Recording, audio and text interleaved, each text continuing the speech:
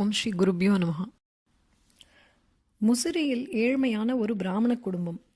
குடும்பத் தலைவருக்கு அங்கே உள்ள சிவன் கோவிலில் அர்ச்சகர் வேலை, சொற்ப வருமானம். அவர் மனைவிக்கோ பெரியவா மீது பக்தி அதிகம். சதா சர்வ காலமும் பெரியவாளை மனதால் ஜபித்து கொண்டே இருப்பார்.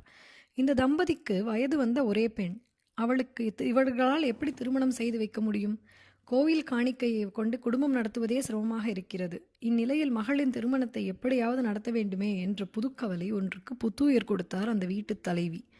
விரைவிலேயே பெண்ணுக்கும் ஒரு வரன் குதிர்ந்தது. அந்த அளவுக்கு பெண் பாக்கியசாலி.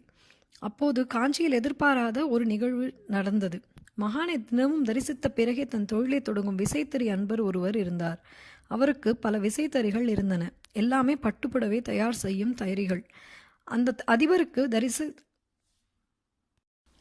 அந்த அதிபர் தரிசனத்திற்கு வரும்பொழுது அவரை அருகே அழைத்த பெரியவா, எனக்காக ஒரு காரியம் செய்யணுமே என்றார். சொல்லுங்கள் பெரியவா, காத்திருக்கிறேன் என்றார் பணிவுடன். மகா நிதானமாக சொன்னார். முசிறியில் ஒரு ஈஸ்வரன் கோவில் இருக்கிறது. அங்குள்ள அர்ச்சகர் பரம ஏழை.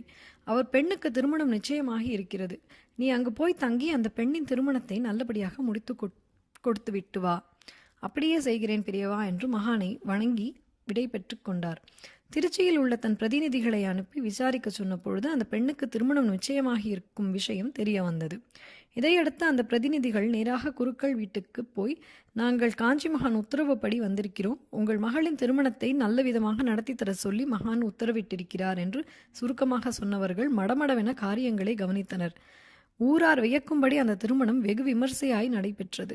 மனம் நெகிழ்ந்து பெரியவாளை மானசீகமாக வணங்கினர் தம்பதியினர். கலியுக தெய்வம்.